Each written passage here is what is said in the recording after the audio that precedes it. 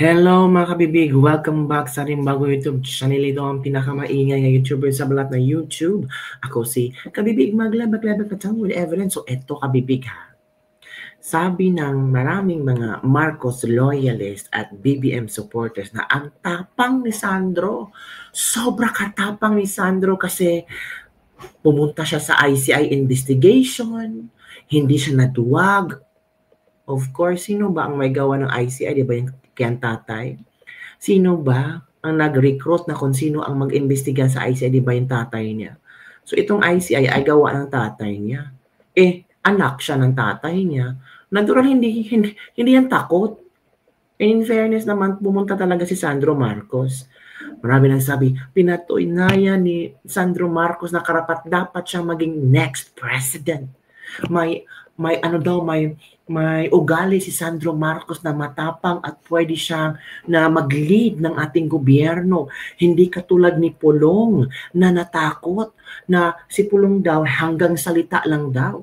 Si Pulong hanggang salita, pero pinag-isipan niya kung tama bang pumunta siya sa ICI. Diba? Kasi ang tao na matapang gagamitan ng talino. Kasi kung matapang ka lang at pagpunta mo doon ay mapahiya ka lang kasi walang laman ang utak mo ay umuwi ka na lang. So dapat matapang ka at marunong kang manindigan at the same time matalino ka. Kasi mahirap naman pag bobo. Di ba? O ito kabibig ha. Sabi ng iba, matapang na duwag si Marcos. Bakit? Kung talagang matapang siya, bakit siya nag-request ng executive session? Bulgaran kung bulgaran na. Total, pera ng taong bayan ang pinag-uusapan natin dito.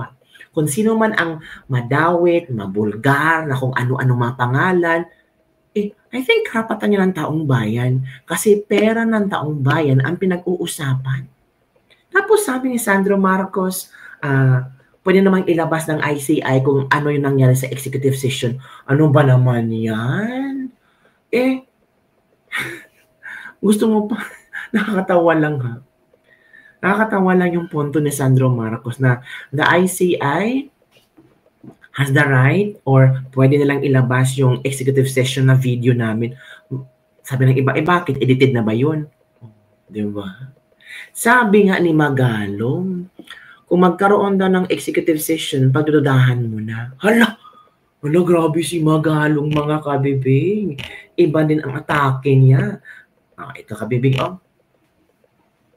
Ito ang sinabi ni Magalong. Yan, Ito ha. Kung ako tatanungin nyo, once na nag-request ng executive session, magdududa na ako. Hala ka. So, anong ibig mong sabihin? Magalong, dapat naming pagdududahan si Sandro Marcos. Kasi Sandro Marcos nag-request ng executive session. Hala ka. Nagpahayag ng pangamba si Baguio City Mayor at dating Special Advisor ng ICI na si Benjamin Magalong tungkol sa mga resource persons na tuwing ipapatawag ng flood control panel ay humihiling naman ng executive session. Binanggit din ni Magalong na dahil walang contempt power ang komisyon, para lamang daw sila nakipag-usap sa janitor, agoy, sa bawat pagdinig dahil hindi nila mapilit ang mga pangunahing tao na magsalita o humarap ng hayagan. So pwede magawa-gawa ng story kasi walang contempt power Kasi di ba sa Senado at Kongreso, take note, nag-oath ka ha. Kung sinungaling ka, makakontempt ka. Sa ICI, nag-oath ka na, pero walang contempt power. So, pwedeng magsalita ka ng puro false stories to defend yourself. Natural, pupunta ka doon to defend yourself. Hindi naman pupunta ka doon para ilaglag ang sarili mo. Kaya nagdududa si Magalong sa mga taong nagre-request ng executive session. Nako. Ano ba naman yan? Diba? Ito kabibig ha. Ito si Sandro Marcos. Nung pumunta siya sa ICI, tingnan natin na si Sandro Marcos, nung pumunta sa ICI, may video tayo dito mga kabibig, tingnan natin, talagang, baka sabihin na nyo naman gawa-gawa ako ang istorya na nag-request siya ng ICI. ng ano, executive session. Hindi po, totoo po, nangyari yan. O, ito kabibig ha, si Sandro Marcos. Pakinggan po natin si Sandro Marcos. Yan. Buksan natin. Request for an executive session because our client here has already submitted. We have written earlier to formally request for an executive session because our client here has already submitted himself voluntarily. He would like to share as much information as he can, as candidly as possible. And more importantly, there may be critical information that may be elicited from his testimony, which may jeopardize or compromise further investigation of this commission. So for that reason, we again request that for an executive session for Congressman Marcos. Sir, do you consent to distribute copies of your sworn affidavits and other exhibits to the public in other forms of mass media, including social media? Yes, sir, I consent.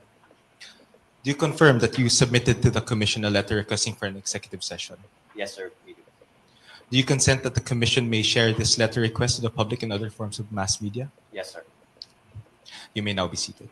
Thank you.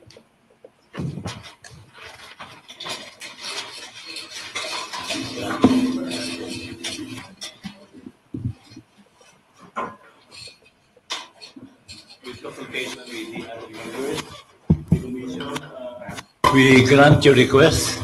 So we will adjourn the session and go into... Tingnan nyo, adjourn the session.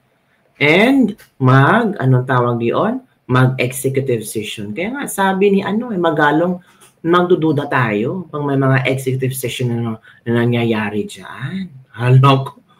Pagdududahan natin si wag naman pong ganun. So sabi naman ng isang netizen from Pete Garay, reaction statement, ang paghingi ni Sandro Marcos ng executive session sa ICI ay parang biglang pagpatay ng ilaw sa isang kwartong puno ng tanong.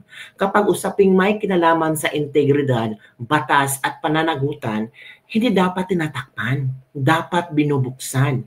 Hindi para sa mga politiko, kundi para sa taong bayan na may karapatang malaman ang buong katotohanan. Executive session? Bakit kailangan ng closed door kung walang dapat ikahiya?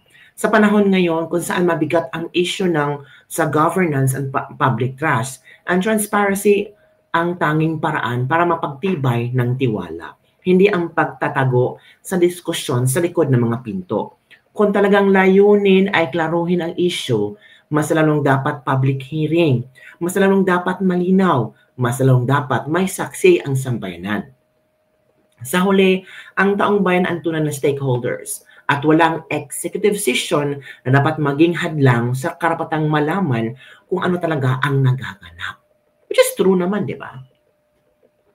Matapang nga si Sandro Marcos pero biglang naduwag kasi humingi ng executive session. Sabi ng ilan, drama lang yun. Para sabihin talagang matapang at handang harapin ni Sandro Marcos ang investigasyon. Kaya pumunta sa ICI. Pero, ba't siya humingi ng executive session? Sabi daw, baka may masagasaan ang ICI investigation. Ay, nako, drama. Sabi ng ilang netizen. Kung talagang matapang siya, hindi hayagan, ilahad-lahat. Diba? Kasi mga politiko, inelect kayo ng taong bayan kasi naniwala ang taong bayan na transparent kayo at accountable kayo sa lahat ng mga ginagawa niyo. Walang pasikro-sikreto. Pero rights naman ni Sandro for executive session, proud na proud nga ang pamilya Marcos. Sabi ni Attorney Claire Castro, matapang na humarap sa investigasyon si Sandro Marcos. Hindi nagtago, nagboluntaryo pa. Kinilala ang ICI. Hindi tulad ng iba, so doon pa lang po bilang magulang, proud sila sa kanilang anak. Proud na proud ang pamilya Marcos sa ginawa ni Sandro Marcos. Sabi ni Nolasco Tanghal, interesting, ICI is creation of his father. All ICI officials were appointed by his father. He will not be afraid to face it. It will be a different story if Sandro will agree to appear before our Senate Blue Ribbon Committee. Tama. Voluntary nga, pero executive session naman. Matapang nga, pero na-request ng executive session. Proud. Yun lang. Humarap nga, pero takot. Paano humarap sa executive session? Di ba? So yun kami, parang pinagtawanan si Claire Castro sa kanyang super duper proud niya kay Sandro Marcos. So eto si Attorney Rowena Guanzon ang sasampal sa inyo tungkol kay Sandro Marcos. Ito na, Attorney Rowena Guanzon. Sige nga, try mo nga. Siyempre, walang kakaba-kaba si Sandro Marcos sa ICI. Siyempre, sino bang gumawa niyan? Hindi ba tatay niya? Sino bang uminyan na mga membro dan? Di ba tatay niya rin? Ayaw pa i-live stream ang kanyang question and answer. Pero ayon kay former Secretary Babe Singson, parang nagulat daw siya sa mga tanong kasi napaka-specific yan. Ganyan ang pagtatanong. Himay-himayin. Like a cross-examination. Kaya, pag hindi yan sinumite ng ICI sa ombudsman for filing of the case, recommending a filing of the case, talagang mag-disband na po kayo. Pasensya na po kayo, mga inutil kayo. Good luck, Sandro. Inutil. Mga inutil kayo. Grabe naman yung statement ni Attorney Rowena Guanzon.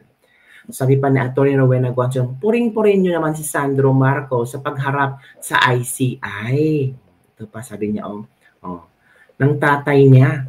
Pinondohan ng tatay niya at pinili ang mga tao sa loob ng tatay niya. Pambihira.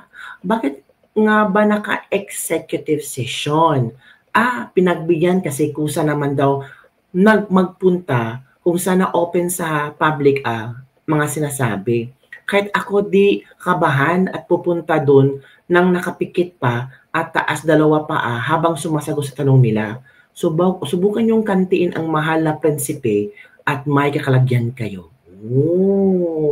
Showmanship, sabi ng isang netizen, it's a show. It's a show daw. Sabi ng iba, buti lang si Sandro matapang, hindi katulad ni Pulong na nagtatago. Hindi naman nagtatago si Pulong. May specific reasons si Pulong Duterte kung bakit hindi siya pupunta sa ICI, di ba? Ito pa, it's a dog show to be exact. It's being educated and it shows and not rude, sabi ni Gloria Tindan. Educated daw si Sandro, hindi daw siya rude. Well, totoo naman, educated si Sandro at may respeto siya sa ICI.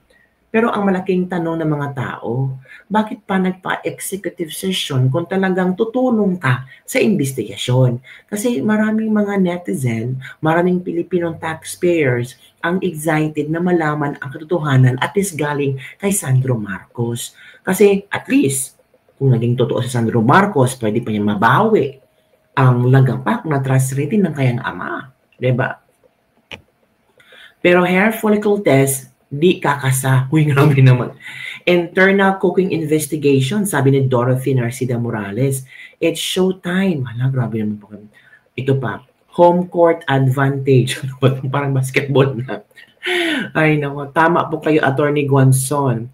Hollywood movie 2, part 1 pa lang yan. Cooking show kamo, ma'am. If one volunteer submit himself or herself before an investigation body, why request for an executive session? Conflicting yata. My thoughts. Diba? Tama nga. Kung talagang matapang ka, sige, labasan ng baho. Huwag nang magpa-executive session. Pwede naman sa mga importanteng tao na ayaw banggitin kasi namimiligro ang buhay mo, pwede mong magpa-executive session. Pero from the start, hindi pa nga nagtanong ang mga ICI investigatives, executive session na agad. Hindi man lang nasimula na, totoo ba na ganito, na ganyan. Agad, executive session. Hindi pa nga napasimula. Executive session agad. Kaya nadududa si Mayor Magalong, di ba? Sabi ni Mayor Magalong, nakakaduda naman yan, di ba? Kung ano ba, parang nakipag-usap ka lang sa janitor kasi ang ICI walang contempt power. Oh, yun kabibig ha. Yun ang ating lebak-lebak for today. Ano ang inyong opinion hinggil dito? Matapang na duwag si Sandro Marcos kasi naghingi ng executive session. Pinagdududahan ni Magalong ang lahat ng humihingi ng executive session sa ICI. Sabi ni Rowena Guanzon, mga inutil. Halaka. Yun lang kabibig. Don't forget to like, subscribe, and share this video. Bye everyone. See you next time.